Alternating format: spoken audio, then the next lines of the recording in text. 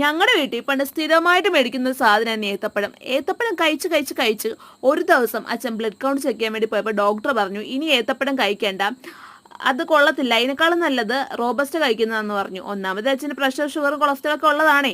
അപ്പോൾ അങ്ങനെ പിന്നെ അങ്ങോട്ട് റോബസ്റ്റയുടെ മേളമായിരുന്നു. രാവിലെ എണീക്കുമ്പോൾ ബ്രേക്ക്ഫാസ്റ്റ് എനിക്ക് നിർബന്ധമില്ലാത്തതുകൊണ്ട് ഞാൻ ഒരെണ്ണം എടുത്ത് കഴിക്കും. അതൊക്കെ കഴിച്ചിട്ട് ഞാനൊന്ന് മുറ്റത്തോട്ട് ഇറങ്ങിയപ്പോൾ അച്ഛൻ്റെ കപ്പ പറിക്കുന്നു. അപ്പോൾ കപ്പയൊക്കെ പറിച്ച് അവിടെ ഇട്ടിട്ട് ഞാൻ പോയി നോക്കിയപ്പോഴേക്കും ദേ അമ്മയാണെങ്കിൽ പൊടിമീൻ മേടിച്ചിട്ടേക്കണ്. അപ്പം ഞാനോടത്ത് അത് വറുക്കുകയും കറിവൊക്കെയൊക്കെ ചെയ്യാമെന്ന് ഓർത്തിട്ട് തേങ്ങാപ്പാൽ വെച്ച് കറിയും വെച്ചു, ഒരെണ്ണം വറുത്തും എടുത്തു.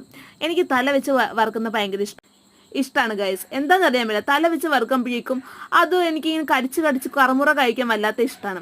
അതൊക്കെ കഴിഞ്ഞിട്ട് 5 മണിയായപ്പോൾ നമ്മൾ ഒരു ഉറക്കം കഴിഞ്ഞ് എണീറ്റ് വന്നപ്പോഴേക്കും നല്ല ചൂട് കട്ടൻ കാപ്പി ഉണ്ടായിരുന്നു, വിത്തൗട്ടാണേ. അപ്പോൾ അതൊക്കെ കഴിച്ചു. അതൊക്കെ കഴിച്ചിട്ട് എന്തെങ്കിലും കഴിക്കാനുണ്ടോയെന്നും പറഞ്ഞിട്ട് നല്ല വിശപ്പുണ്ടായിരുന്നു.